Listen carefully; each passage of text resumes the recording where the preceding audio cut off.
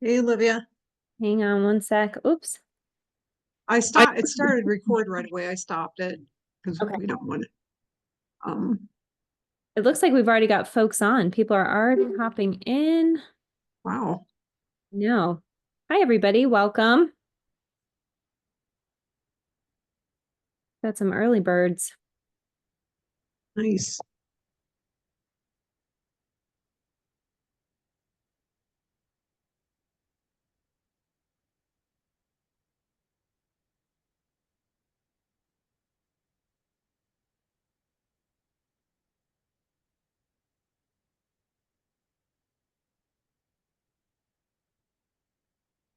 Anne, Barb, Belinda.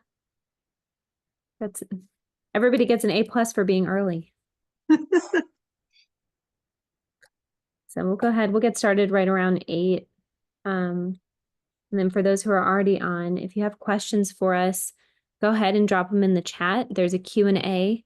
You can ask those questions of Shelly when we give updates about Wolf Sanctuary, or any questions about the animals or questions about what we do at Wolf for those who may or may not be familiar. Oops, sorry, that was my timer so I wouldn't be late.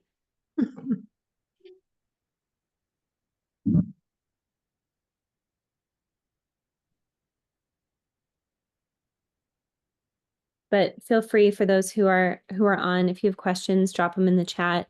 I'll be managing that, and we'll get those to Shelly and then to Rick when he hops on. So thanks everybody for joining us.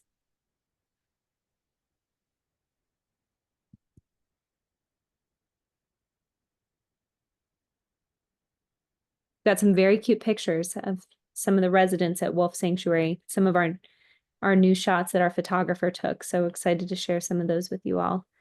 Just some behind the scenes.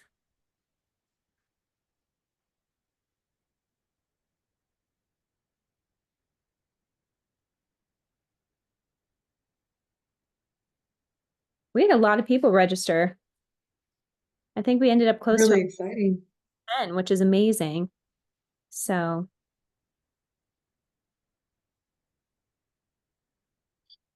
Shelly, is there snow up at the sanctuary? Did you guys get another round? Yes. Yep, we got snow and twice this week. So the animals are loving the snow. They're like little kids. They love to ramp in the snow and romp. But they have a wonderful time doing that. They get all giddy when it gets colder and it snows. They do. Even my little dachshund, he loves the snow. He feels very wild afterwards. We get a lot of folks joining us. Nice. Welcome, everybody. We have Barb and Belinda and Beverly, Debbie, Diane, Harry, Ken, Rainier. I hope I'm pronouncing that right. Mount Rainier. I think there's another I in Mount Rainier. So like I said before, if you have questions, drop them in the chat. We'd love to answer anything that you have about us at Wolf Sanctuary, about any of the animals, about our programs, about our upcoming events. There are plenty of ways to get involved at Wolf. Happy to answer any questions you have. And most of you already know that we have a special guest with us tonight who will be hopping on, Rick McIntyre. So I don't know if anyone's had a chance to read his book, but I'll drop where you can get that in the chat too. So lots of exciting things happening tonight. Glad everybody could join us. It's nice to be able to get together. I know we're hoping to open to the public, but in the meantime, it's nice to be able to get everyone together in this way too.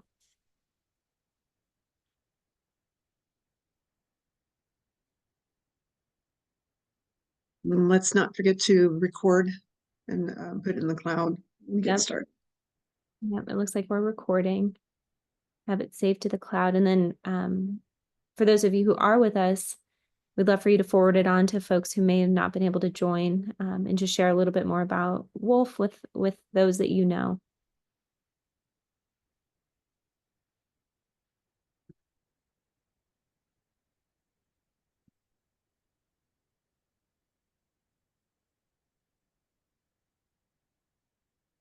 Nice. Got lots of folks hopping in. This is exciting. It's fun. We talk about our animals a lot internally, but it's nice to be able to share that with everybody who's on tonight and get a little behind the scenes action at Wolf. So give everyone a few more minutes to hop in. We'll go ahead and get started right at 8. Well, it's 8 here on the East Coast. I said 8. It's Yeah, people are like, 8, what? yeah, no, it's almost 8 o'clock here on the East Coast. Thanks for sharing your Sunday with us, everybody.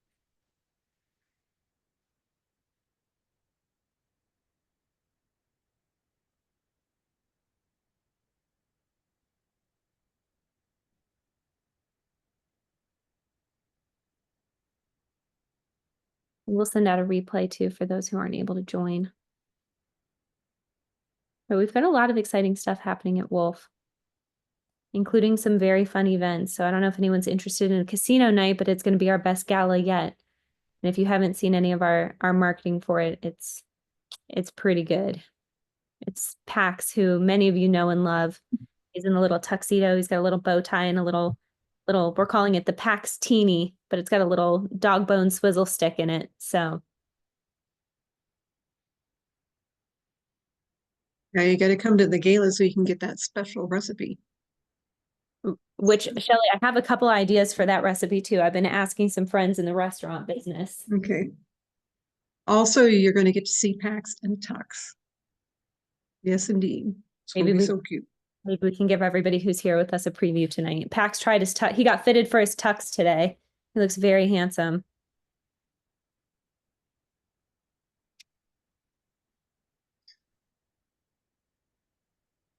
All right, we'll give everyone just a few more minutes to hop on.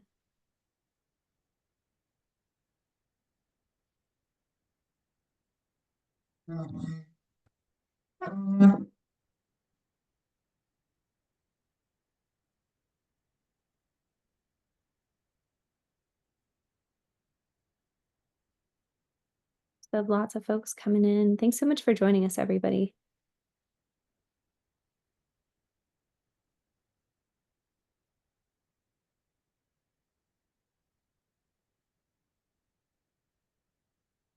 Like I said, any questions for those of us who are just joining us, please use the Q&A. It'll pop up in the chat and I will answer any questions that you have. And then if there's something that I can present to Shelly and Rick when he hops on, that would be great too. Our special guest is here. Hi, Rick. Hey, Rick. Let's see, guys. I see you, but I'm not hearing you. Oh, Um, we can hear you.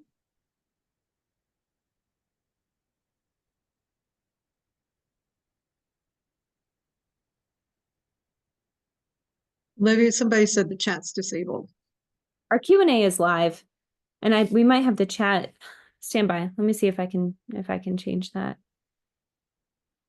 Oh, we can't hear you, Rick. Oh, you've got your little microphone with a little slice through. There you go. you can hear you. Uh-huh. Okay. It's kind of like black magic. I have no idea how this works. So suddenly these women appear in my computer. Does everything seem to be okay now?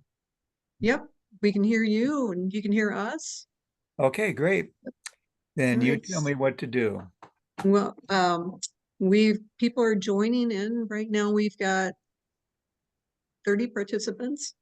We had 109 sign up, so we're going to wait a little bit. And then I'll give some updates about W.O.L.F and then do an introduction for you. Okay.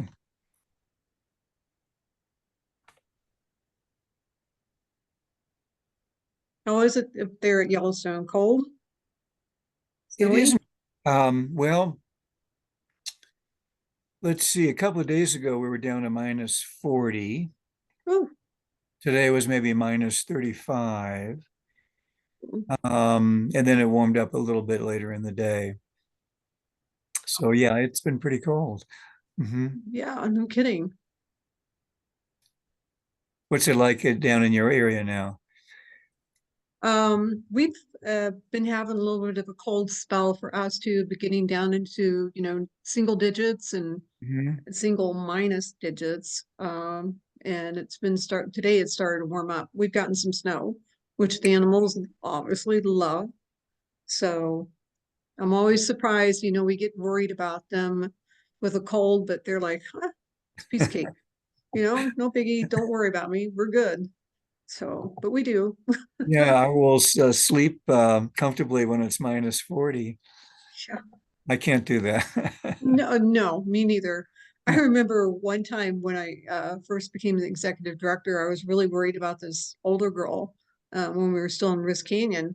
And I asked them to go down and check on her because it snowed and it was really cold. And they went and they checked her and she was just laying out in the snow. She shifted off the snow, looked up and like, what's up? You Yeah, know, it, yeah. Oh, by the way, I'm definitely not up to date or knowledgeable about the Colorado wolf reintroduction. So if any yep. questions come up, I'll have to rely on you guys to deal with. Okay. Yeah, unless it's kind of like the big picture. Mhm. Like you could say, how does that compare to the early days of the Yellowstone reintroduction? Something like that. That would be okay. But definitely the details, Okay. I'm not knowledgeable about. Yeah. Well, we've definitely, I mean, between me, we got some other experts that are online, like Rhonda Dern, are very up to date on what's going on and still trying to advocate for non-lethal management. Um, things are getting a little bit better on that side with Colorado Parks and Wildlife. Oh, did you guys see that? Was it last week? National Geographic had that new wolf documentary that I'm in. Have you seen that? Ah, I didn't Okay. see that. It's Is called it, go ahead.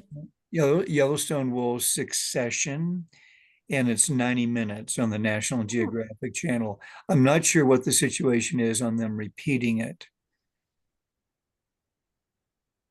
I'll check into that. Yeah, I And if believe it was shown live either on the 17th or the 19th of this okay. month. Yeah, if it's available, I'll post it on our social media so Okay. people can see it. Mhm. How are we doing there, Olivia? Got 32 with us right now. Kathy said she watched Succession. It was great. Okay, good. Good. I got a comment from someone. A woman sent me an email, and I'm sure it was meant as a compliment, but it kind of surprised me. She said when I was on the screen, I looked like I was in high school. Ah, hey, take it. Well, people probably tell you two that all the time. They mistake you for high school girls. No, Oh, no, that's maybe Olivia, but definitely not me. oh, I'm a little past that myself. okay. All right. We'll go ahead and get started. Okay. And folks, if you have any questions for us, drop them in the Q&A. Rhonda said that I am your groupie, Rick. Okay. Okay. You know Rhonda, so Yes. Yeah. yeah. All right. Well, go ahead and get started. What I want to say is thank you everybody for joining us tonight. And this is a very special night. And I'm going to have the great honor to introduce Rick after I talk about W.O.L.F. What I wanted to do for some people who are not real familiar with a wolf, what we do is we provide lifelong home for captive-born wolf dogs. And we give them the best care. And we're going to show some things about that. And we also help out beyond just giving our sanctuary residents lifelong care. We also have a rescue network where we administer a nationwide rescue network on helping to place animals across the United States find a safe place to live out their lives in safe haven. And then we also work on doing education, like tonight is an educational event for being able to educate about wolves in the wild and also why you really should not have a wolf dog as a pet, because it's a challenge unless you are set up for being able to provide them the home that they need. So this is Cree. I'm going to give you a little background on some of these guys. Cree is the first rescue we brought in after I became the executive director in 2013. And she had been running around an Indian reservation in New Mexico. And she was caught up. She'd been running with a pack of males. And they thought they DNA test her, and they said if she had any Mexican gray in her, they were going to euthanize her because they didn't want her to contaminate the wild population that they were doing their reintroduction. And I pleaded with them and said, you know, let's take her. We'll make sure she's spayed and neutered. She won't be down there.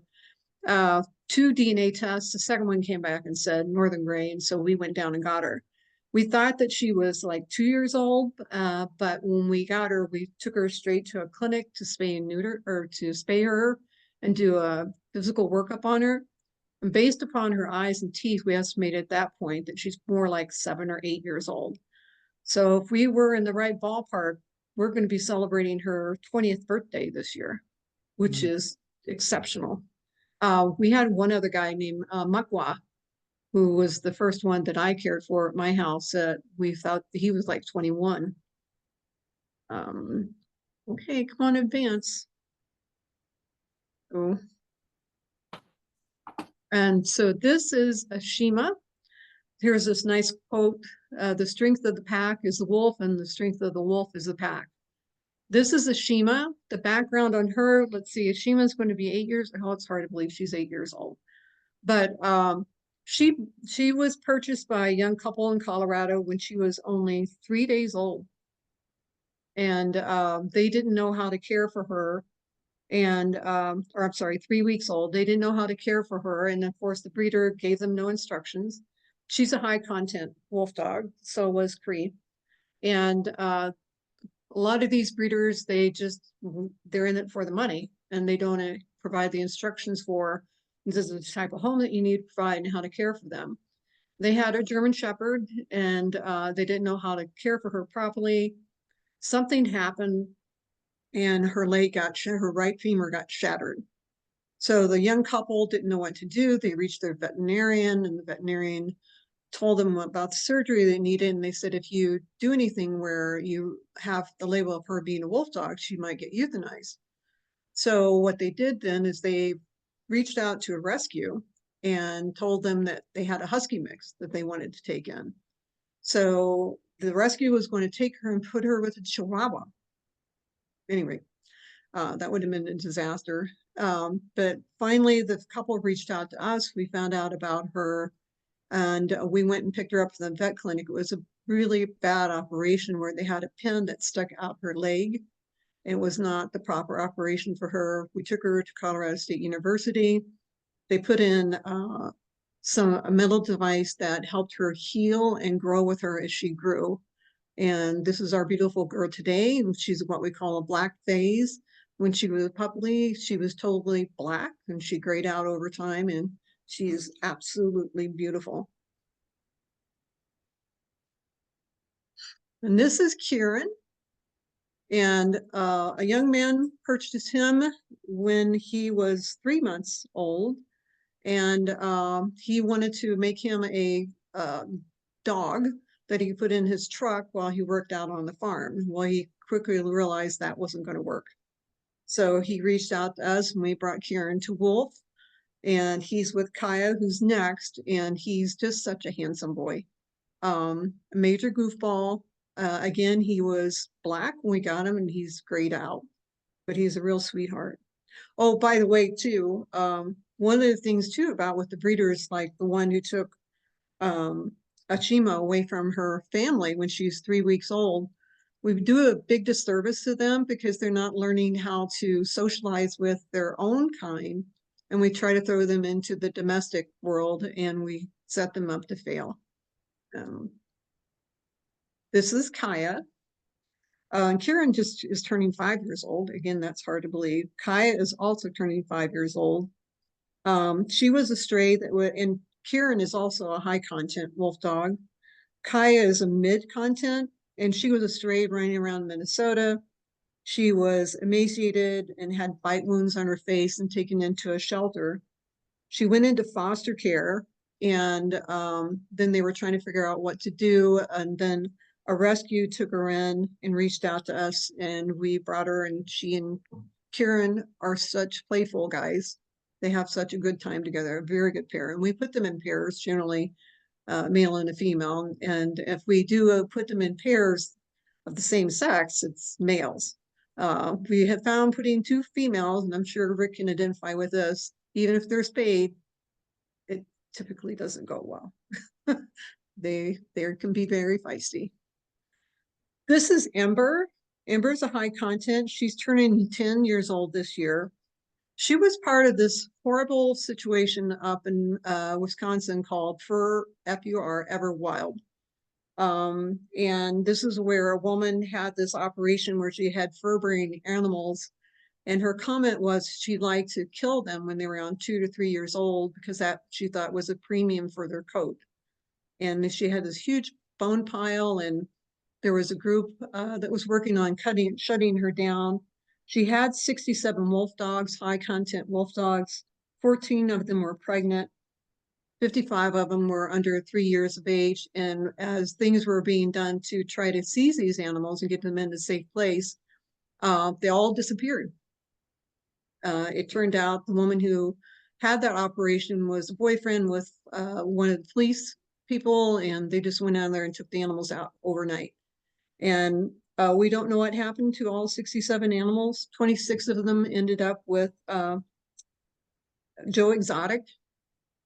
And Lark, which is the Lockwood Animal Rescue, ended up taking those 26 in. And when we needed someone, we brought Ember in. So she was supposed to be part of a fur coat. Oh, and the other thing, when they were puppies, you could pay to go in and do pet and play with them. And so a lot of these animals, who knows what they went through, but she's one of our beautiful girls, high content girl. So just some kudos here. We are working on designs for the cinder block dog houses, and the Larimer County Department of Natural Resources they volunteered a number of hours, and they built this. This is Kaya, and her paw print is in on the inside on the cinder blocks. And we're wondering if Kieran would ever use it, but he's been seen recently going in and out of it. So it's working out really well. And so this is our beta, and that we'll end up doing the rest of them for the other habitats. So shout out to the Department of Natural Resources. Also, we also have been working with the Northern Colorado Sawyers for being able to take down trees that might be hazardous falling on the fence lines. And they've done a wonderful job, and we get in under grants so that we're not having to pay for all the tree removal that's been going on, and they do a wonderful job. And Scott James is the one who's introduced them to us. And we, again, a shout out to them for helping us make sure things are safe for the animals with high winds up there and stuff with the trees. Dr. Teva Stone has been with us for a number of years. She is our primary vet. She knows our animals so well, and we just love her to pieces. And here she is with the Shima. Oh, I didn't spell "and" right. Sorry, pay attention to that.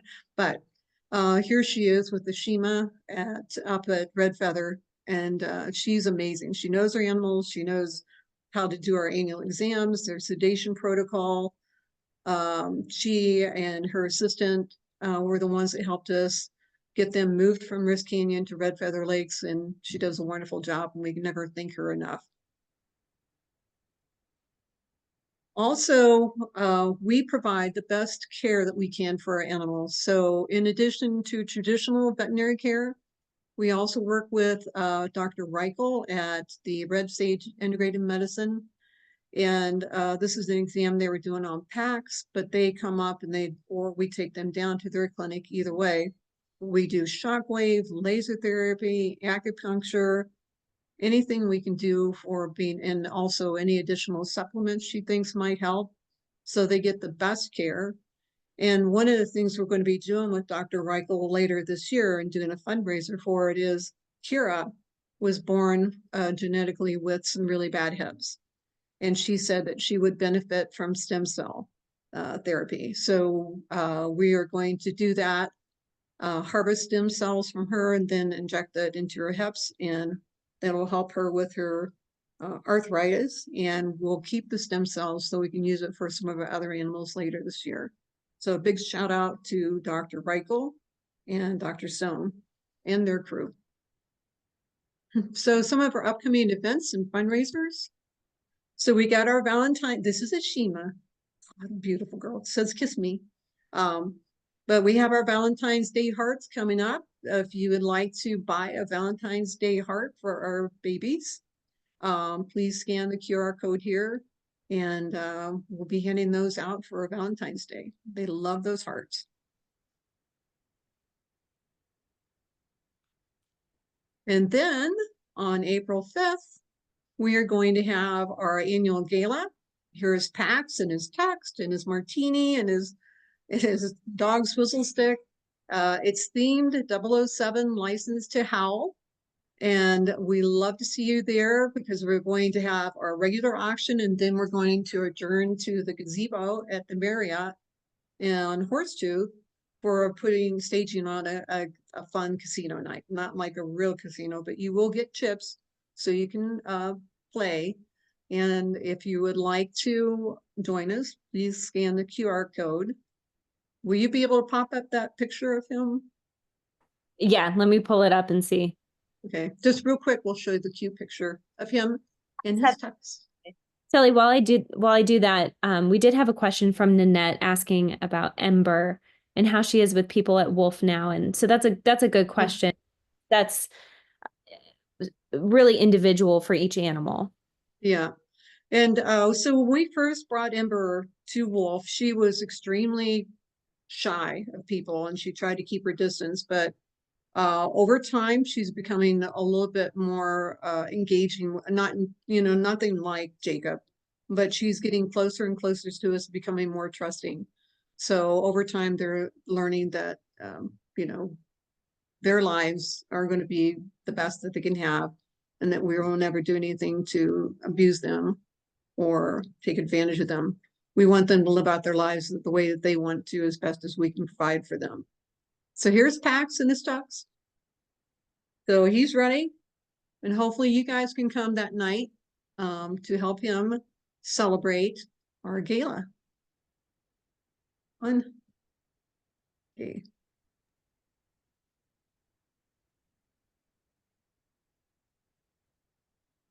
Any questions for us? Anything pertaining to W.O.L.F that you have any questions about our animals, our upcoming events?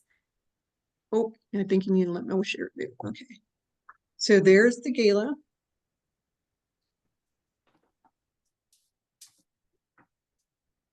Come on. And this is Trigger having fun in the snow. So if you'd like to donate to help us care for these beautiful animals, please scan this QR code. And he's the one who's in with Castiel. They're the two boys together. Okay. Monica had a good question. How do we donate items for the auction? If you go to our website, you'll see a big banner that says W.O.L.F Gala on it. It will have silent auction donation forms. And yes, people also want to know how to help with Kira's treatment. So stay tuned. If you don't follow us on social media, that's a good place to start for most routine updates. We'll have all of our fundraisers there. But for the gala, visit our website and then click on the banner that says 007 License to Howl. You'll see a link to donate for auction items or sponsorships. That's where you get your tickets and all that good stuff. So that's where we take care of that. Monica, I'll drop that in your question for you. And then we will be launching a fundraiser for Kira's treatment. So stay tuned for more updates on that. But thank you in advance for your support for that. Thank you guys for asking those questions. Like I said, we want to give them the best care possible. So keep on sending those questions in. And it's my great honor to introduce Rick McIntyre. He was a park ranger for over 40 years. And he spent 25 years in Yellowstone. He was there when they did the reintroduction of wolves into Yellowstone. He has thousands, went out almost every single day taking notes about the different packs and recording his observations and about the family pack structure.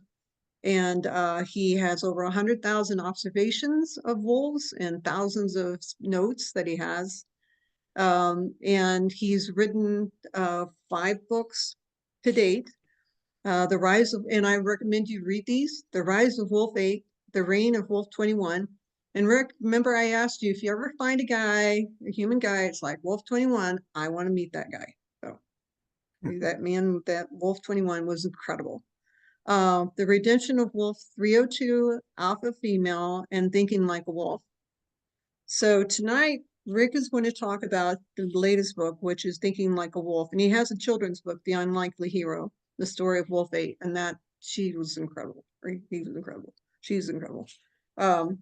So Rick's going to talk about Thinking Like a Wolf. It's about 8 different major animals in Yellowstone. And he's going to focus on primarily 2 of them. And the most recent one that has broken our heart is about the one-eyed queen 907. She was going to be 11 years old this year, which is incredible for the age for a wild wolf. And she was the alpha female of the Junction Butte pack. And that was something that happened recently. So there was a rivalry between them and the Rescue Creek pack. And she got injured and passed away some few days after that. But Rick is a wonderful storyteller. He brings you into being part of the pack, and you'll find out when he talks about them, they're not so much unlike us on being the way that we interact with our families and with the surrounding environment. So, Rick, I'm going to turn it over to you and looking forward to hearing you talk about. Okay, well, thank you very much for the news of all your wolf friends and for introducing me. We've done things for many years now, haven't we? Going back maybe 6, 7 years. Yep. So, and I really admire the work that you guys are doing. So thank you very much. The stories that you tell of your individual wolves, some of them are so heartbreaking, aren't they? And but they found a home with you folks. So thank you. And you talked about Wolf 907. Yes, she is one of the several wolves that I write about in the most recent book, Thinking Like a Wolf. And like many of your wolves, she's had a very rough, challenging life. She was born in 2013 into the Junction Butte pack. And that pack had started, it formed just the previous year. It was formed by a bunch of sisters from the Molly's pack. They live in the central section of Yellowstone. And then the males, a group of brothers, came from the Blacktail pack. That was the pack that was formed by one of our famous wolves, 302. So on the her father's side, who is Wolf 911, she had many very, very famous, very accomplished ancestors, and also on her mother's side. Her mother had never been collared, and she was informally known as Ragged Tail. Her tail was a little bit unruly. And in her litter, she had a sister, 969. They were both gray. And for their entire lives, the sisters had a hard time getting along. They constantly, when they grew up, were vying for the alpha female position. And it's always fun for me, especially if I'm talking to young people about wolves, when I get to talking about jealousy and competition between wolf sisters, to ask the girls in the audience how many of them have sisters and how many of them have sisters that are difficult. And boy, they want to tell you about their sisters. She tattles on me. She steals my clothes. So it's always fun to hear those stories. When she was a pup, she seemingly lost both of her parents. So she was at that point raised by the pack. It was sort of like that saying in Africa, it takes a village to raise a child. So in this case, it took a pack to raise them. It turned out as time went by that her mother really had died. We think her mother had been killed by a rival pack, but her father had a different story, and we've never had anything like this before.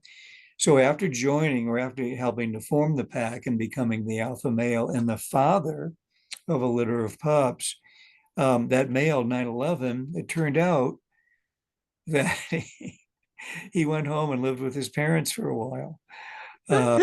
We suspect that he mainly was down in their basement playing video games. You know how guys are like at that age. So he just absconded and blew off all that responsibility. But then he turned his life around and he came back and he was alpha male once more. And he became one of our greatest alpha males. And I'll say a little bit more about that later. So it was really a strange story. So he took that break, so to speak. He was on a break. So she had an unusual puphood. And there's so much to say about her career, but I think the main points, and I'm just going to put on my glasses here to check a couple of factual things to make sure that I have them correct. When she was a yearling, the alpha female died. That was Wolf 970. And 907 took over the position, even though she was so young and inexperienced. And that inexperience kind of bit her in the rear end because the first litter of pups she went out on a hunt at the very end of her pregnancy, and it was a bad choice because when she was far from the main den at Slough Creek, it was time to have her pups. For people that are familiar with Yellowstone, she had to dig a emergency den on the backside of Specimen Ridge, many miles away from Slough Creek. And her sister, 969, used that situation to her advantage. So 969 seemed to use her influence to keep the pack away from 907. It was very rare for any of the adults to visit 907 at her remote den site, and very rare for them to bring any food to her. So she was kind of stranded there with very little help.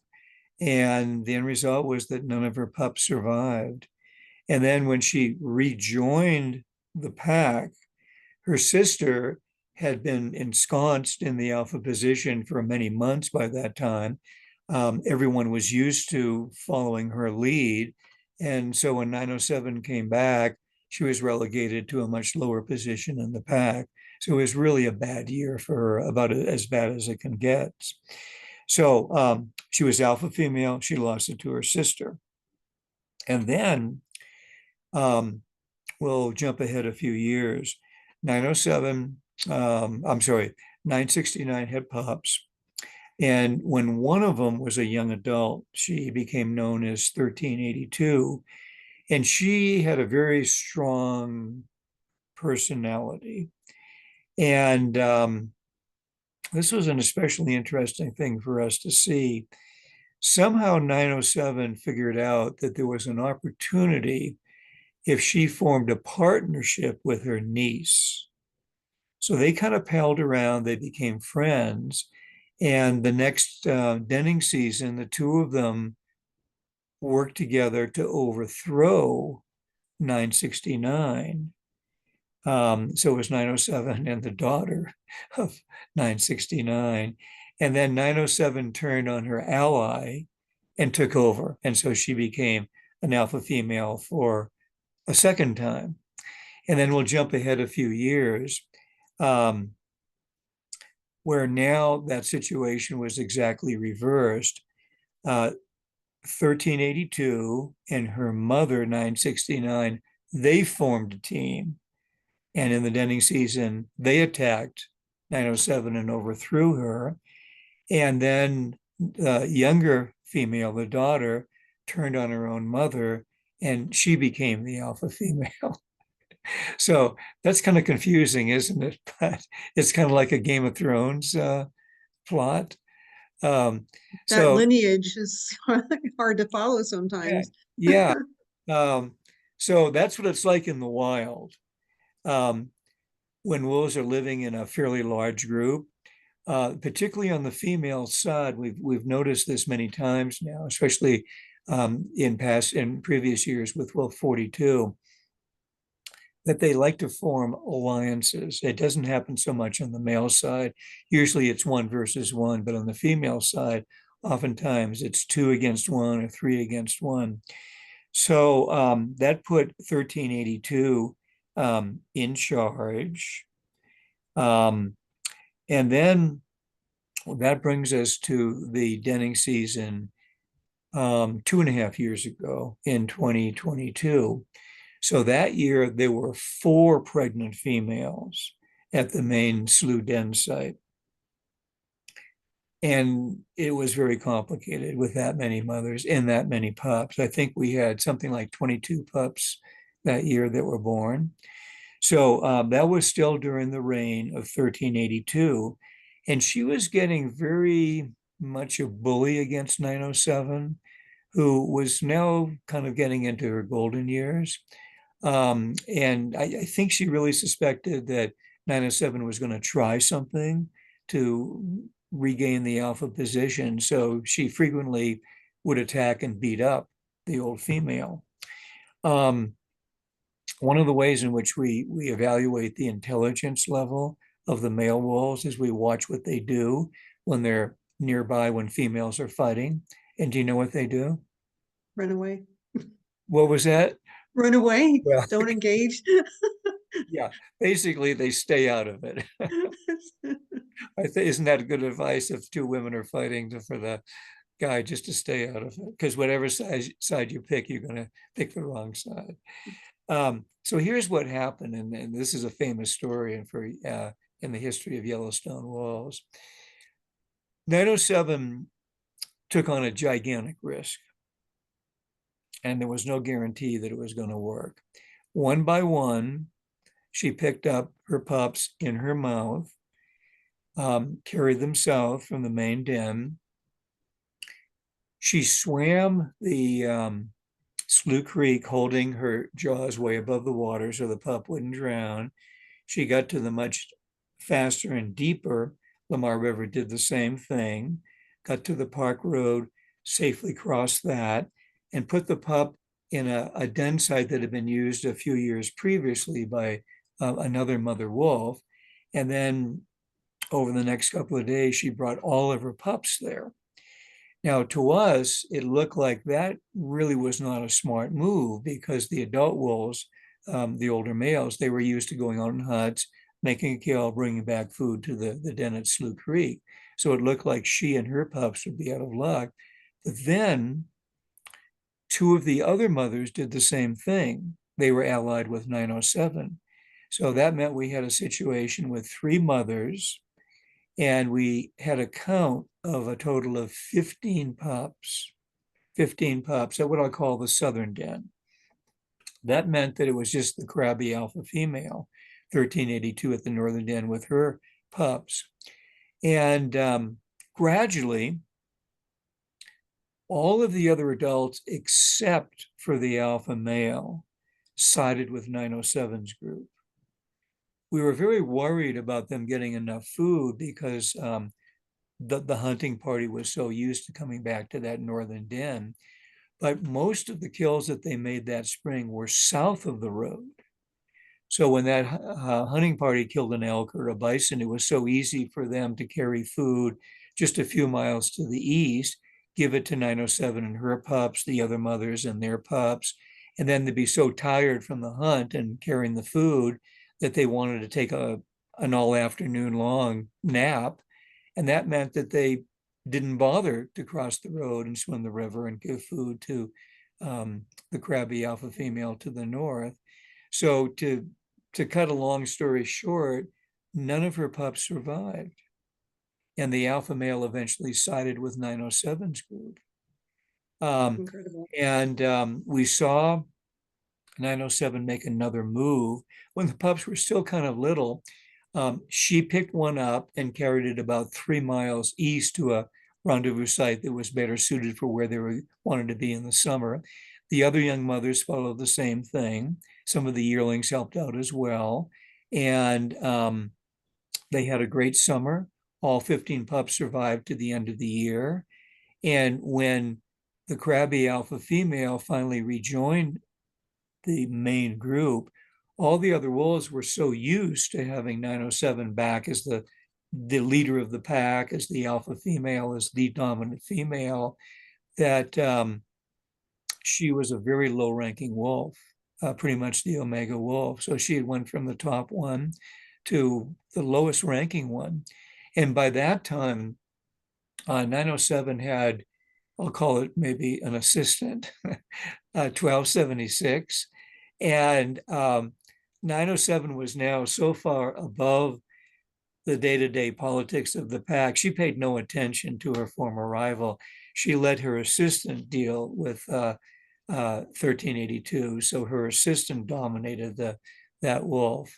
And so it was a very successful year for the whole pack, and particularly for 907, and a great survival rate for the pups. So I'll pause and see if you have any comments or any questions about that story. Well, just a comment, it's incredible, their intelligence and the personalities and the cunning of 907 to know how to maneuver to change things in her favor. As I said, your storytelling resonates with our own human interactions with families and stuff. Mm-hmm. Well, it's good to have other individuals on your team, on your side to support you. And I have this in my book, Thinking Like a Wolf. When I was writing all this up, I kept on thinking there's a term that kind of describes this. And the term is they voted with their feet. Have you ever heard that term? Yeah. And I've heard voted with your wallet, but this is voted with their feet. So I looked it up on Wikipedia. You can find anything on Wikipedia. And of all things, it's a quote from Lenin, not John Lennon, the other Lenin, the communist Lenin. And it's a quick story to tell. So back in the communist rebellion in 1917, Lenin and the Communist Party had surrounded the Tsar's Winter Palace. There have been several movies made about that time. And he was protected essentially by the palace guard, the equivalent of the Secret Service guarding the president. But it was kind of a standoff. And then, as Lenin told the story in his history of the revolution, those men had a secret meeting in the middle of the night, and they decided to switch sides. So they abandoned the Tsar. They thought that he was going to lose. So they wanted to be on the side of the winners of the revolution. So they snuck out of the palace. They joined the Bolsheviks, and that's what turned the tide, and that's how they defeated the Tsar. And that's exactly what the lower ranking wolves in the pack did. They voted with their paws. They decided we want to be on the side of 907 and not the side of the crabby alpha female 1382. So, and we've seen that before.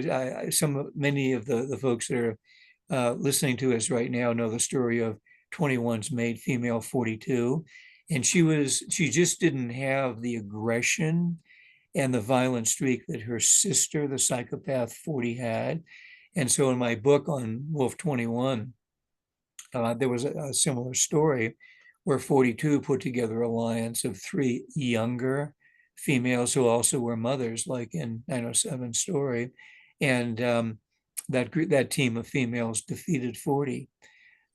So those are 2 cases that we've had here. I'll pause again and see if you have any questions or comments. What, I was just wondering, what have you observed with the pack now that 907 passed? Yes, we can talk about that. It is a sad story, but she was about 11 and a half years old and very close to the oldest wolf that we ever had. And it's a very emotional story. Um, and parts of it, we don't know the details. So as I tell it, I'll have to explain what we know and what we don't know. Um, we think that they left the park, they crossed over the northern border. Many of the folks listening to us may know that there are relatively small legal wolf hunting zones immediately north of the Yellowstone border. But the one that they traveled into had already reached the quota level, so they were safe there. But we think they continued further north into a zone known as Region 3, where I think something like 50 wolves could be legally shot. And we were very worried about them when they left. And when they came back, they were missing a lot of wolves, a lot, including the alpha male. We kept on hoping that gradually the ones that were missing would come back, but that really hasn't happened.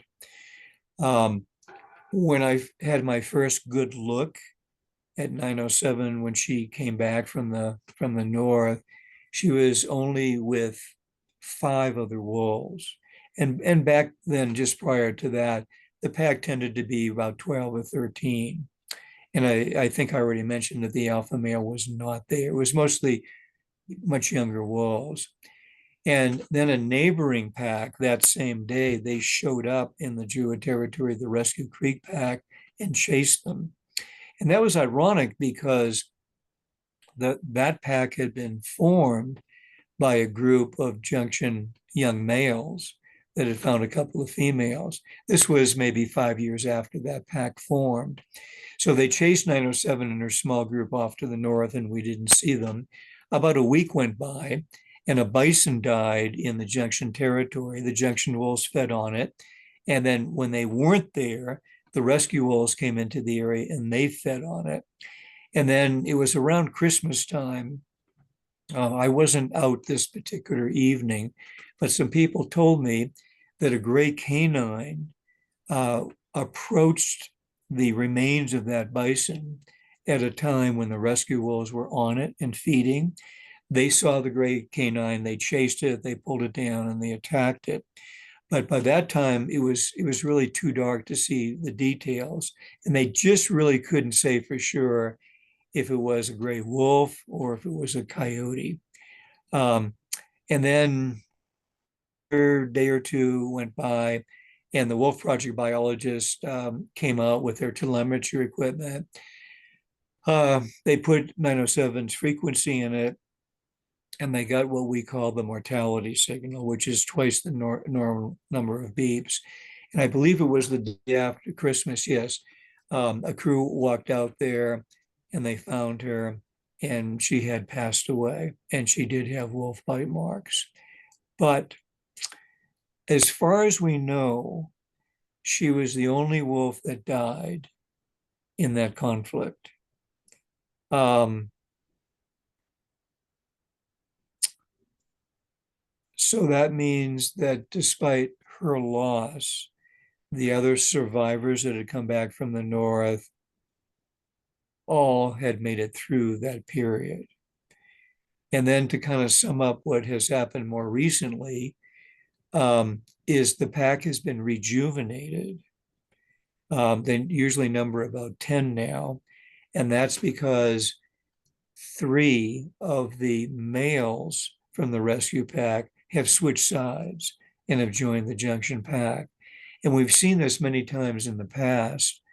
In fact, when 907's father, 911, was killed by the Prospect Peak wolves under somewhat similar circumstances, 907, a week or two later, admitted 4 males from the pack that killed her father into her family.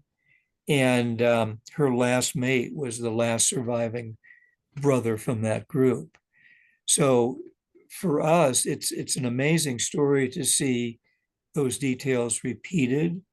Her father, as I said, was killed under those circumstances. She accepted into the pack some of his killers, and now the younger females have done the same thing after the death of 907. So once again, it's like something out of Shakespeare or the Old Testament, or Yeah. it's just so dramatic. Um, and I've been thinking a lot about this in my books. They're all about individual outstanding wolves. Now, of course, you write about their packs, but it's primarily about those individual wolves. But I'm now beginning to switch a little bit in how I'm watching wolves and how I'm understanding their lives, in the sense of I'm just kind of edging closer and closer to saying that the pack is the real story, not the individual wolves, the story of the pack. Individual wolves come and go, they live and they die. Some of them live a long time, some don't, but the pack lives on. Um, I'm trying to think of appropriate analogies or comparisons. Um, I'm 100% Scottish, so in the old days, the McIntyre clan in Scotland, they would have tribal chiefs, and they would live for a certain amount of time and die, and then a new chief would come along. In America, a president can die, can be assassinated, or can have a term limit. A new president comes in, the country continues on, the clan continues on, the pack continues on. That's the critical thing. So getting back to those cases where young females were in this crisis where their alpha male had died, and they made this very difficult choice of accepting the killers of their alpha male into the family. It's just a fascinating thing for us to witness. I'll Mhm. pause for you guys to Yep. comment. Got some questions here in chat. From Denise, she said that she'd had two wolf dogs for 30 years, and they're females, and they got along with their other females, but they were dogs. Is that the reason why? I know it's different So the question situation. is, so her females got along, is that right? Her females got along with other females, but the other females were dogs, not wolf dogs. I see what you mean. Well, I think we all agree that dogs and wild wolves and wolves that live in captivity, they all have their individual personalities. And some wolves, like say 40, are Mm. ultra aggressive. Whereas her same age sister, same parents, and everything were the exact opposite. She got along with all the other females, and that enabled her to survive her violent sister because she could work together with them. And 907 was good at working together with females too. So let's just say wild wolves have that capacity. Not all of them, but many of them do. Another question by Barb is, how did 907 lose her eye? We don't know, but there's several possibilities. Um, she could have been trying to, she could have been on a hunt and could have been trying to kill a bull elk. A bull elk will stand up to a wolf, or a pack will stand its ground and charge forward. And you could visualize an antler point Mm. from the bull going into her eye. We had a case many years ago of an alpha female apparently chasing a prey animal through a forest. And boy, this is like a 1 in a million thing, but it happened. She somehow didn't see that she was approaching a tree with a broken off low branch, and she ran right into that stub, and it went right into her chest and killed her. Oh, thanks. She could have been bitten in the eye by her sister, so Mhm. those are possibilities. Mhm. Rhonda said, asked, why don't more people haze wolves back in Yellowstone? It's not the wolves' fault that psychopaths wait for them, essentially, to Yeah. kill them. Well, it's a good question. It would be a very difficult job to do because I forget the number of miles the northern border is. It might be 30 or 40 miles. So you'd need a lot of people to do that. And wolves are pretty good at kind of getting around stuff like that. Yeah. Um, I'm pondering in the future if there could be like some electronic sound or something that would deter wolves, but Mm, I don't have that right now. Um, one comment I can make is that if we notice that certain wolves are getting too comfortable with being near the road and people and cars, within the park, we do what we call aversive conditioning. And that would be things like hitting a wolf with rubber bullets, paintballs, essentially giving it a bad experience that they don't want to have again, that they associate with being near people. Um, but that would normally be done at relatively close range, whereas modern rifles can kill a wolf from hundreds of yards away. So it has some beneficial aspects, but it's not a total cure. gotcha. Yeah, it's a hard one. Nicole asked, do you find it common that wolves will disperse after the death of an alpha? Is there a predictable impact that will loss of alpha have on the pack? Yeah, that's a good question too.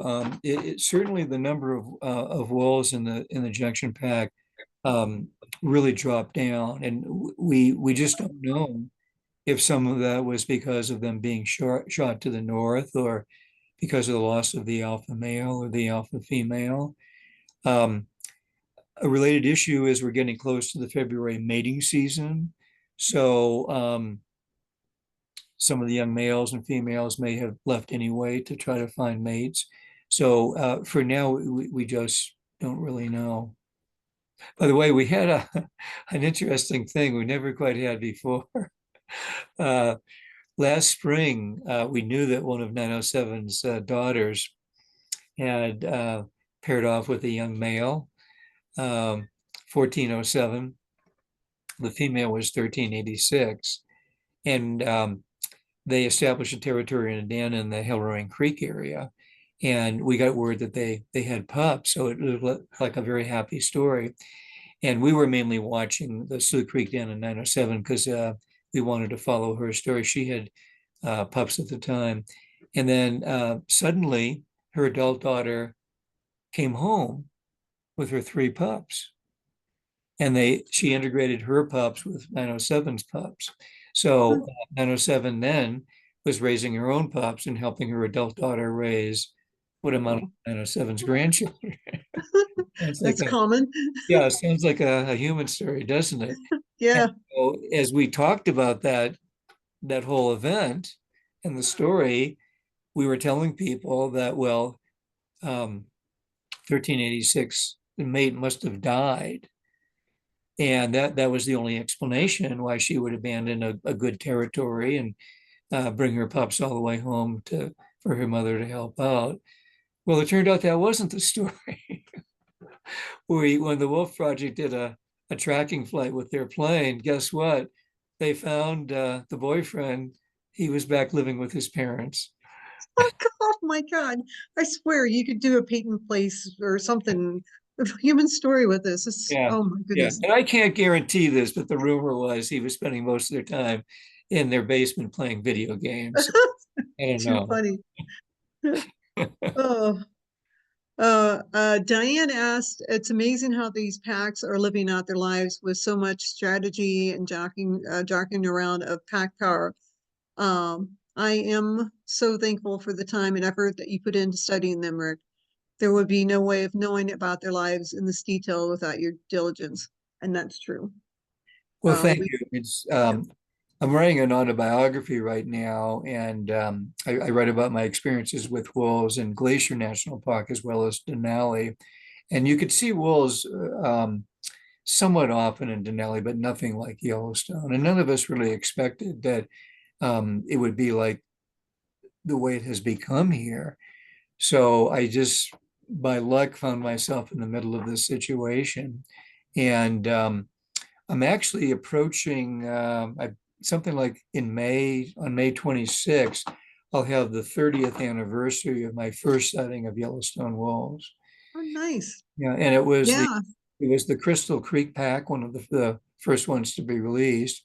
And you may know that they eventually were renamed the Molly's wolves. Mhm. And I saw them just the modern version of the Molly's pack just a couple of days ago. Nice. And Wow. they're the only one of the original 7 packs that's been in continual business. Wow. Yeah, that's true. I mean, this is the 30-year anniversary of reintroducing wolves back into Yellowstone. Mhm. Yes. Um, Rhonda said, as a woman, it's devastating that a wolf female had to be brave enough to admit the males that killed her father to protect the pups. Yeah. But it's survival of the pack, right? Yeah, it's really something to think about that. What are your priorities? What is the most important thing? And this is what I've been just kind of dwelling on to write about. It's the survival of the pack, survival of the family. That's above all. That's more important than what happens to the alpha female, the alpha male, any individual wolf. It's the survival of the family. And sometimes you got to do what you got to do. Um, and you have to kind of make, oh yeah, there's that phrase, a separate piece. I think it was the name of a book. In a way, you could call it a separate piece because there's still the danger Mm-hmm. that the original Rescue Creek pack could come back and have another attack. But now the junction wolves have a far better defense because they have 3, maybe 4 big adult males on their side as fighters, as essentially bodyguards. Mm-hmm. So think about it that way. Now, that's not to say the females wouldn't be involved in the fight. They certainly would. But if you have 3 big males on your side and they're rushing forward, that can be a pretty intimidating thing. Um, so it's just a fascinating thing for us to be able to document that. By the way, 907 has sons or nephews in, I think now the majority of the packs in Yellowstone. So not only does she Wow. have her own descendants in her pack, but Yellowstone is loaded with her descendants. Wow. So she is What a the legacy. absolute queen of the population.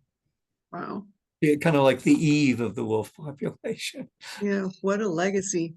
Yeah. Uh-huh. Stephanie says, hi, Rick, curious about how many miles estimated is that where she traveled outside the park with the pack, and that quota was in the upwards of 50. Is it because they are following food? Breaks my heart, but thank you so much for educating so many. So, Yeah, I haven't measured it. So the unit that's right next to the border is called 313. And it may only be, I'm just making a guess, maybe 5, 6, 7 miles um, from north to south. My guess is that the wolves were hungry. They weren't having any luck. And they didn't see anything there. And they kept on going north, unknowingly into an area where the quota was way, way higher. So I think it was actually 53 compared to 3. And the 3 had already been taken. So it was just really bad luck. And the wolves didn't understand. They knew nothing about zones. yeah. And certainly one of the issues that is very difficult for us is, we talk about how great it is that we can see the wolves all the time. But the downside to that is, particularly the junction wolves, they see people all the time, uh, generally maybe a mile away on the average. But some of the younger wolves, maybe they're thinking, well, if it's safe to be a mile away, maybe it's safe to be a half a mile away, maybe safe to be 100 yards away. And they just don't understand.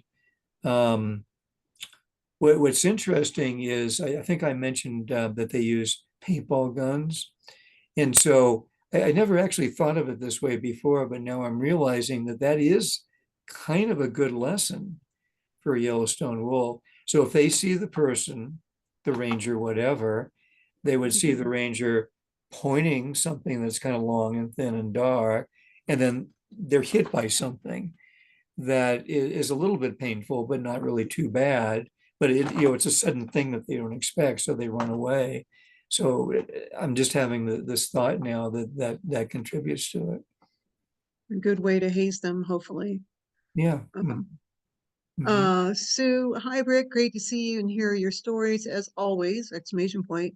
I wonder if you're working on a new book. And I remember when you were last visiting with us, you were talking about the possibility of a movie too. Yeah, well, yes, I'm working on an autobiography, so that gives me a chance to write about my experiences with wolves, particularly in Denali, where I studied the East Fork pack, which was the pack that Adolph Murie studied in the 1930s and the 40s. And he wrote what generally is considered the first book that was based on real research of wild wolves, the wolves of Mount McKinley. Unfortunately, I did not overlap with Adolph Murie, but I did meet his widow, and so he is greatly respected by wolf biologists. And so at that time, the 70s, 80s, early 90s, it was the best place in the world to study wolves. But this is no, I don't want to disparage Denali or the wolves there, but this is almost infinitely better here because I have year-round access. They plow the road into Lamar Valley, whereas there you pretty much would be stuck at headquarters. If you're a wolf researcher, once in a while you could fly over the wolves, but you wouldn't have them. And then when I worked in Glacier, in the northwest corner where the wolves are, where Diane Boyd is based, it's a heavily forested area. So you do have year-round access, but most of the time they're in the trees. So you just don't see them. Question, who is the wolf that's right above your head there in the picture from Kathy? Let's see. Oh, the one that's the big black that's running left, that's good old 21. That's 21? Yeah, look how big a guy he My is. heart throb. Yeah, you see he's has some gray on his muzzle and a little bit of gray on his stomach, but he was 120 pounds. And I think when you guys were here, did I show you his paw, the paw print cast? It's Yeah, like it's huge. it just was Nope. this giant wolf. And but he had a very gentle personality, never lost a fight, but he never killed an opponent. But yes, in the movie,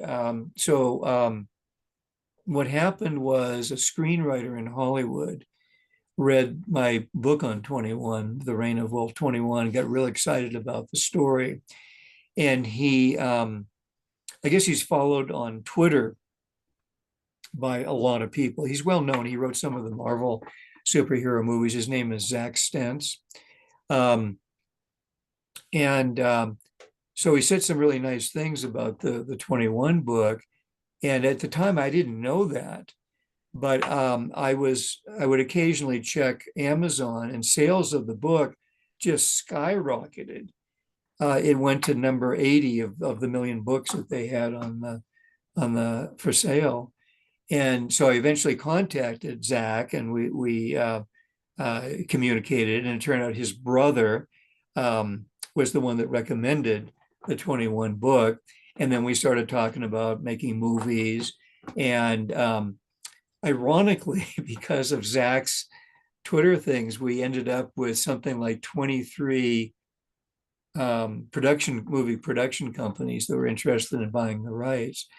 But I'm a loyal person.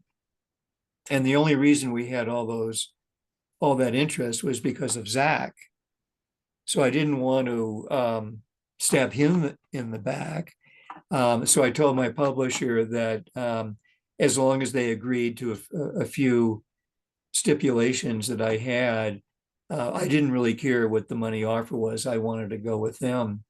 and the company that he was associated with, which is called Stampede Ventures. And some people find this to be a funny aspect of the story. My non-negotiable demand was no talking or singing wolves. Ah, And so Zach was okay with that, as was his brother. So he told the higher ups that, yeah, they could figure out how to write a script with no talking or singing wolves. For a while, the executives really weren't sure that that could work. So some time went along where I stuck to my guns on that, and then finally they agreed to it. So in the script, there'll be an actor playing a fictionalized version of me, and the actor then will be narrating what's happening with the wolves. So it would be something like 21 now has left his parents. He's a lone wolf. The mating season is coming up. Here is 21 entering Lamar Valley, and he looks off in the distance and see wolves. And then the narrator will explain that's the Druid Peak Pack. Here's Wolf 40, here's Wolf 42, etc. So it really works well. Oh, and that's nice. fictional version gets a fictional girlfriend. Oh, there you go. Yeah. You know who I'm hoping it's going to be? Wolf 42. Well, no, I mean, it's a human fictional girlfriend. I'm just joking. No, who? Well, I think this would be good for sales for people wanting to see the movie. If you can hold a second, I'm hoping it's going to be Taylor Swift. Oh, boy, wouldn't that be something? Yeah. Boy, Yeah. talk about getting a big following. You know, I Jeez. did when my children's book came out, I did some talks actually in the Denver area in Boulder, and did it in some elementary schools, and like to 300 kids, telling the story of 21 and 42. And when I got to the part about the movie, boy, the kids got really excited. And then I hit them with the Taylor Swift thing, and they just went on. So it was a big hit. Yeah, I'll bet. Uh-huh. Oh, by the way, I wanted to tell you, so one of our wolves, I mean, he's a High Kenton boy, Jacob.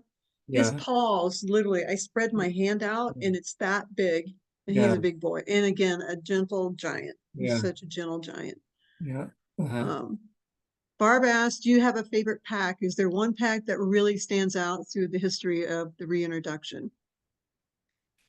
Oh, that's a good question too. Like, who's your favorite child? um, Well, I'll mention 3 packs. The Crystal Creek pack was the one that I originally studied. That was where 8 had grown up. But then because they were attacked, they had to leave Lamar Valley. So I only really watched them for about a year. And then there was the famous Druid pack with 21 and 42. And then in recent years, the famous Junction pack. I guess I'd have to say the Druids. Because of 21 and 42. It's just, Yeah. I just can't It's deny just that, their story was so emotional. There's so many facets to it. makes me cry. Yeah, it's just, so dramatic. Mhm. 302 is a different story because he didn't really start his own pack till he was a very old wolf. But the movie script ends with his sacrificial death to save his pups. And I, despite being a guy, I don't mind telling you guys that even though I was directly involved in that and helped carry the dead 302 back to the lot after he saved his family, after he turned his life around, I don't mind telling you when I read the climax of the script with that there, I was just crying. It's so emotional. And if they film it the way it's in the script, I guarantee you every person that sees that movie No, doubt it. going to be sobbing. I Yeah, mean, when just emotional just thinking about it. yeah, I mean, that's, Rick, what you've done, I know we have some more questions here, but all I'm going to say is what you've done is you've led us look into their lives and see them as individuals, to see them as a family, to get to know what the true nature is of wolves. And before that, we didn't know. So your impact is far reaching on what you've done. And, you know, we can identify with them, our hearts go with them. We cry with some of your books, you know. But thank you for all you've done over the years. So, Well, it's all it's all due to the wolves. I'm just kind of the historian. well, that you've captured that. Well, thank Uh, you. yeah. Thank you. Bill asked, since the reintroduction of wolves in Yellowstone, the overall population fluctuates year to year. What's the average and highest and lowest count since the reintroduction? Mhm. Yeah, that's also a good question. The average tends to be about 100. What's important is the number of packs tends to be pretty stable at 10. But there have been times, I guess maybe when the hunting was particularly good. I forget what year it was, but I think one year we got up to 176 wolves. So that was an outlier. And then there have been years where it's been under 100. I think right now it's about 120. So it's above the average. We'll have to see what happens with the future of the junction pack, and how many wolves have been lost in the hunt. We're worried about that. But the long-term average is 100. And again, 10 packs. Our territories average about 300 square miles, and Yellowstone is about 3,000 square miles. So over time, over the 30 years, there's been ups and downs, but it pretty much stays in the neighborhood of 10 packs and 100 wolves. We've got another question from Melinda. We'll be visiting Yellowstone in March. Our son has followed you and the wolves since his 5th birthday and is now 20, still fascinated by these beings. Do you have any advice for our visit? How to see the wolves, when, where, and how to plan to see them? Okay, sure. I get that question all the time. As you may know, in the winter months, they only plow what we call the northern road. So that's the road from Mammoth Hot Springs to where I am in Silvergate. That means that all of us are going to be on that stretch of the road until they open up the rest of the park. Those folks are welcome to look for me. I have a black Honda CRV with a Montana Wolf license plate that ends with the number 969, who is a sister of 907. There's plenty of other folks out there that are happy to help people. They're known as the Wolf Watchers. Certainly, what's really worth it is one way or the other to have a spotting scope and a tripod that will work infinitely better than just a normal pair of binoculars. There is a company in Gardner that does rent high quality scopes and tripods, or you might be able to borrow it from some bird watching friends, or there might be a rental company back home. I think the rental company here is called Optics Yellowstone, and they have what's known as Swarovski scopes, which I think are made in Switzerland. Switzerland, yeah, those are high end. But you really want to have a good scope, and you ask around your friends, and they may have something you can borrow. But people here will be happy to help you and happy to let you look through their scopes. Yeah, if you go out there, you'll probably run into Rick. He's almost out there every single day, and that would be a privilege. Yeah, sometimes I have to leave to do talks, like in Colorado. True, but most days you're out there. Susan asked, how many wolf packs are currently in Yellowstone?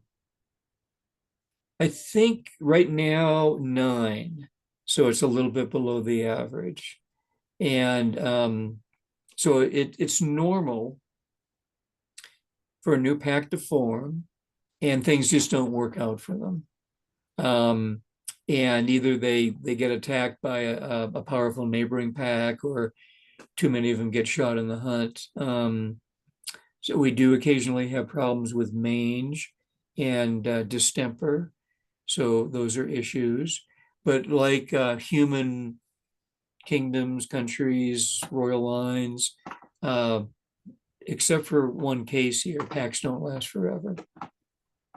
Yeah, and then also from Beverly about food too being a possibility, right?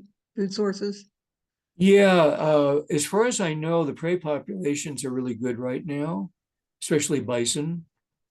Bison are everywhere. And there's so many bison that on a regular basis they die on their own. Um, by the way, one of our famous wolves, 1048, he's a real old guy right now. He has a real interesting hunting technique.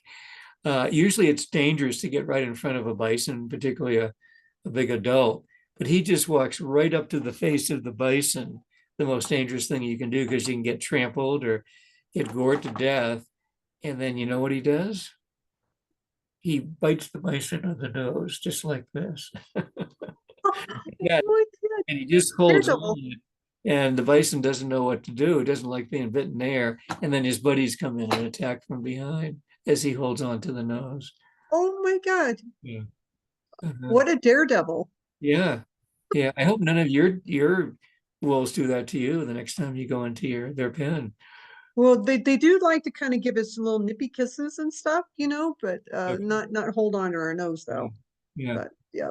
By the way, he's a real ladies' man, 1048. All the girls love Oh, him. I have to learn more about him. And Sorry. when I he just was in the junction pack, he was never an alpha male. But based on genetics, guess what? He sired more pups than the alpha male. oh, And no. his secret, and if there's any guys listening, they might want to pay attention, is not just during the mating season was he nice to the girls, but he was nice to the girls year round, even when Uh-huh. nothing in it for him. Smart guy. Yeah. Oh, by the way, just a little education for people who don't know. Unlike dogs, wolves only go into heat once a year, Yes. Uh-huh. and they typically then will have their puppies in April, Yes. March, Yeah. so that they can then come out of the den sometime in May and learn how to be part of the pack. Yes, and then that seems to be coordinated with the big pulse of life of young ungulates being born, the elk calves, bison calves, etc. So how wolves over the time that they were a species, how the genetics control that, I don't understand, but it's perfect timing. Nanette, another favorite. She says they have book 21, love it. My library has your other books too. San Francisco Bay Area with a smiley face. Oh, So, good. Yeah, I've done a couple of talks at the Academy of Sciences there in San Francisco. oh, nice. Yeah. Ellen wanted to know, is the paw prints of 21 still available somewhere to purchase? Yeah, they made by a local man, Jim Halfpenny. That last name is spelled as you would think halfpenny. He's an expert tracker, and he has a facility here, kind of an education center. He sells the track. I believe online his site is known as Track Doctor. That's all one word, Track Doctor.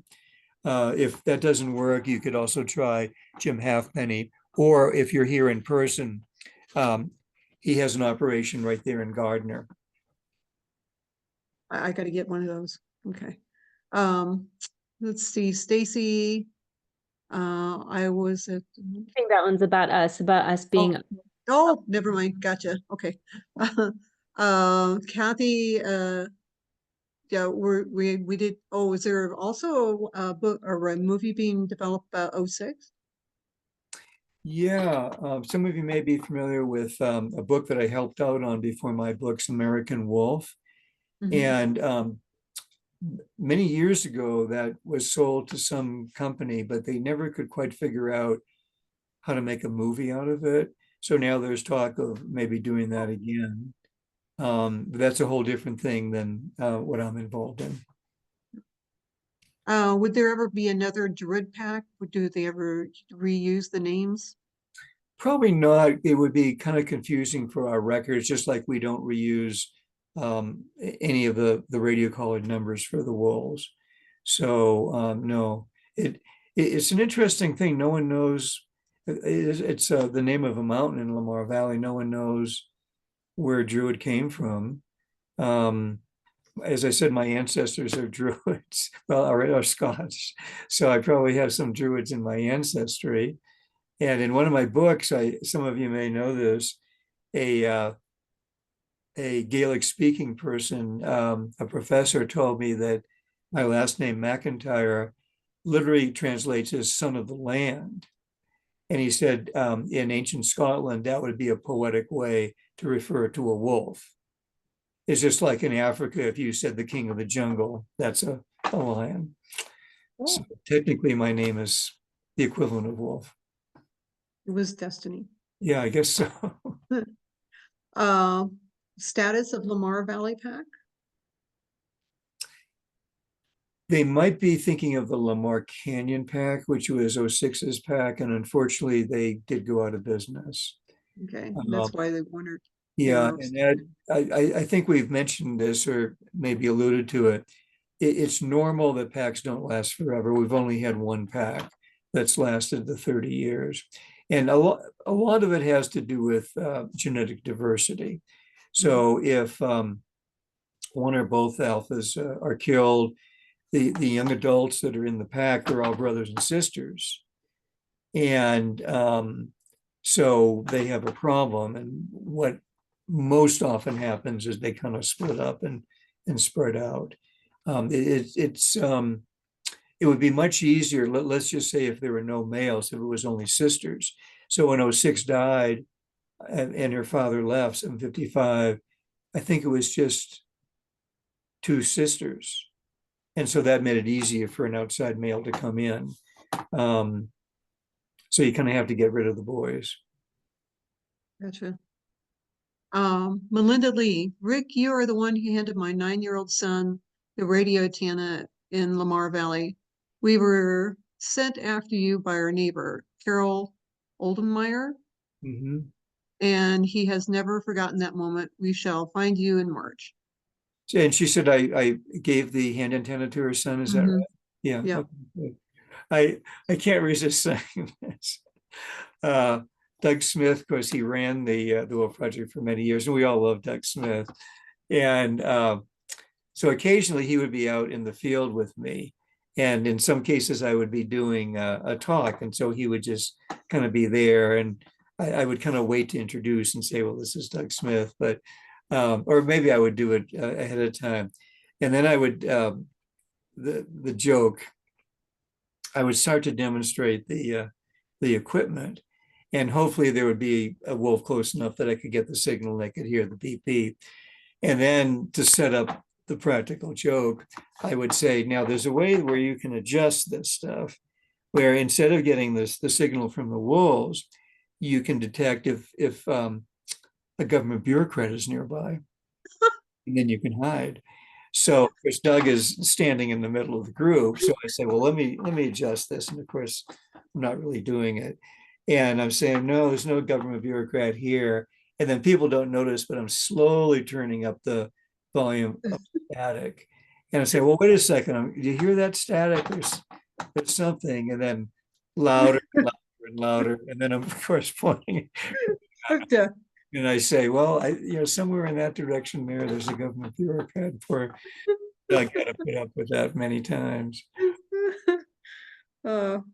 Well, we got to catch up with Doug at some point and see what he's up to these days now that he's also retired from the park. He traveled in some kind of a National Geographic wolf show. Did you see that? I think they came to Denver.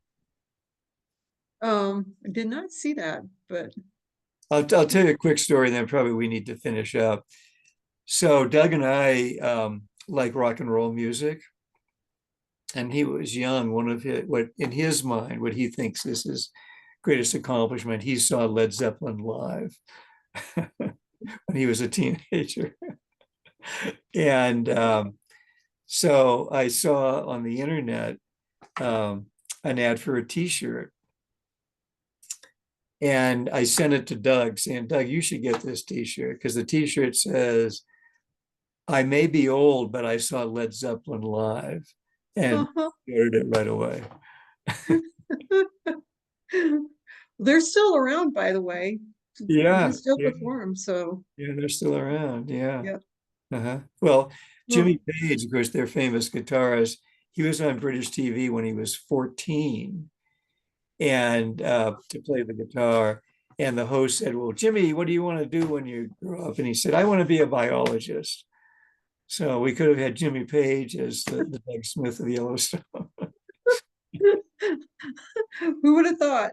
Geez, Yeah, that would funny. be something, wouldn't it? Yeah, Yes, it would. It'd yeah, be, yeah, very different. yeah. Maybe that would mean Doug Smith would have been the lead guitarist for Led Zeppelin. I can't see him growing his beard down, you know. Well, at any rate, that would be funny. Yeah. And tall and lanky. Well, Rick, thank you so much for your time. This is always so enjoyable, Mhm, learning about the packs, the animals, mhm, their stories. It's just wonderful having you tell us about them. mhm. Appreciate your time. Well, I always agree to do these things because so many people have helped me over the years. You may know that when I was with the Park Service, they didn't have funding for my position, so I had to raise all the money when I was working. So if it wasn't for those nice, generous people, we wouldn't have these stories. So they kind of in a way invested in me, and that's the payback. And I sometimes hesitate if I should say this or not, but mainly because of that, I feel the right thing for me to do is to pay all that back.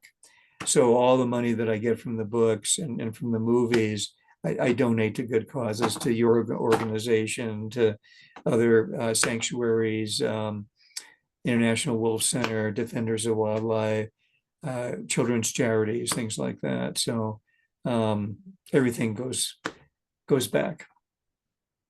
You're a wonderful person, Rick. Thank you for everything. Rick, So how can if any of your dogs need a new dog toy or chew toy, tell me. Okay. Some of the profits from the stay in touch books with to Rick? fund it. What would you say, Olivia? How can everybody stay in touch with you, Rick? Where can they buy your book? That was a question we had a few times in the chat. Where can they find you? Well, it's kind of easy right now. I think I mentioned that there's only really one road that's plowed and open. That's the North Road from Mammoth um, to Silvergate and Cook City. So I'm out every morning. I might have mentioned that I have a black Honda CRV, Montana plate. The last numbers are 969. And at times when we're trying to find the wolves, I'm driving back and forth. But then, of course, once we find the wolves, we'll be in that spot for some time. Pretty much everyone that has a good quality scope will know me, and we have a radio system here, so they can ask people that look like they know what they're doing. Also, a big story here is Wolf Tourism and many guiding companies here run by local people. So generally speaking, any of the guiding companies, they will be on our radio system. So you could go to any of the guides and say, we're trying to find Rick, where is he? And they could either get me on the radio or perhaps they would say, well, he's about 2 miles down the road. Perfect. And best place to find your book? Oh, because you can always get it on Amazon. And it really does a lot of good if people have read any of the books to write a review on Amazon. That's really a good thing. I always like to support neighborhood bookstores. So I've spoken several times in the Denver area at the different tattered cover stores. So yes, local bookstores are great, as well as Amazon. Perfect. Oh, by the way, I think we now have maybe 8 or 10 foreign editions, including China Oh, nice. and France, Spain, Portugal, I think. I've kind of lost track. Oh, and of all countries, the Ukraine. Ukraine. Yeah. Wow. So I've actually asked to go over there to do a lecture tour. I think they would enjoy getting there. Just to have something like more lighthearted over there. Well, yeah, I'd be happy to do that. Yeah. Uh-huh. Nice. Because I think they would be able to identify with the way that wolves have been persecuted. Yeah, no kidding. Mhm. I've Definitely. done talks on wolves in Hawaii and Japan, Canada. I'll be going to Cincinnati soon. And I'm speaking to some type of a Harvard alumni club in New York City, but that will be one of these, whatever we call this stuff here. Oh, Zoom thing. And then they're using my W.O.L.F 8 book in a prison in New Jersey. And Oh. so I said, well, yeah, I'll speak at the prison if you want me to, just like Johnny Cash. So they sent me a group photo of the class. And I think it's okay for me to say this, but it That's looked fine. like the cast of The Sopranos. And Oh, one geez. guy wrote me a note and he said he really could identify with 8's story because he said his family was just like 8's family when he was growing up. Like he looked very different from everyone else and he was picked on and beaten up and bullied and everything. So it's an amazing story. It's Oh boy. yeah, that came out of the blue. It's a woman professor at Rutgers and she does some type of a thing in the prison. And ironically, we have to deal with the prison. I don't know, I guess the rules where they're worried that if someone comes in from the outside or does like a video thing like this, he or she could give like some secret code word to say, kill the guy in cell 4 or something like that. He's a stoolie. So they're suspicious of me. Not the prisoners, the guards.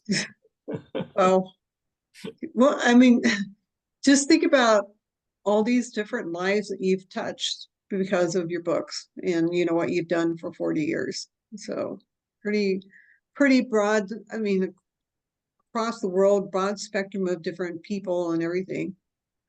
So Well, I'm just a storyteller. I just tell true stories of the wolves. So they're the important characters. yeah, well, you too. So there you go. Thank you.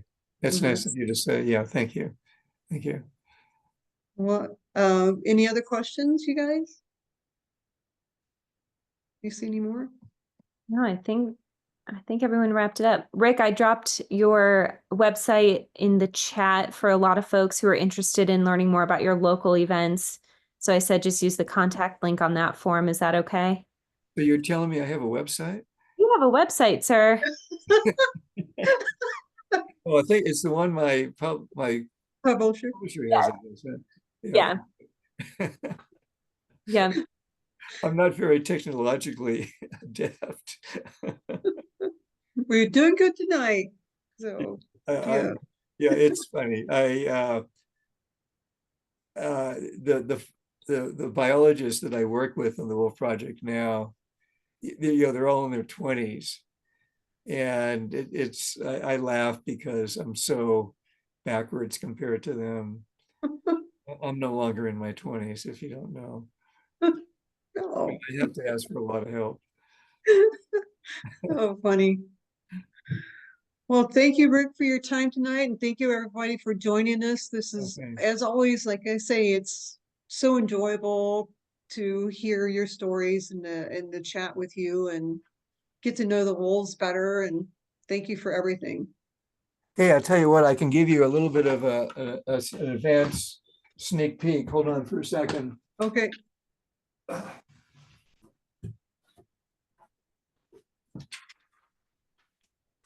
So this is a black and white version, what will be color, but this is the cover of the new children's book that will come out in April. Let's see. Can you see that? Yes. Legends, yeah. We're So up the to main characters out in front will be the big wolf, 21, behind him 42. And then further back is good old 302. And the subtitles, The Story of Two Fearless Wolves and One Rebel. So 302 is the rebel. Nice. I like that. Oh, nice. Oh, Uh-huh. fun. Okay, Yeah, well, that's the way to do it. We gotta educate our kids uh-huh. about conservation. Um, Thank you. well, you guys did a great job. So you got an A today, A plus. Thank you. Uh-huh. Thank you. You made it easy. You always make it easy. We'll name some alpha females after you guys. Okay. The Just most fun. find me 21 in the human form. Yeah, there's that quote from the woman that said, that started crying when I told her the story, and she said, "Why can't I find a man like 21?" Mm-hmm. Do you think there are any out there? It's a good question. I think so. 21. Lucky number for our casino night gala, everybody. Yeah. Yeah. Yes. Hope to see you guys at the gala and see Pax and his talks. So, and have a Paultini. So, all right. Okay, Thank you you've been for good. everything, you Thanks guys. a lot. Goodbye. Thanks. Bye. Good night. Night, everyone.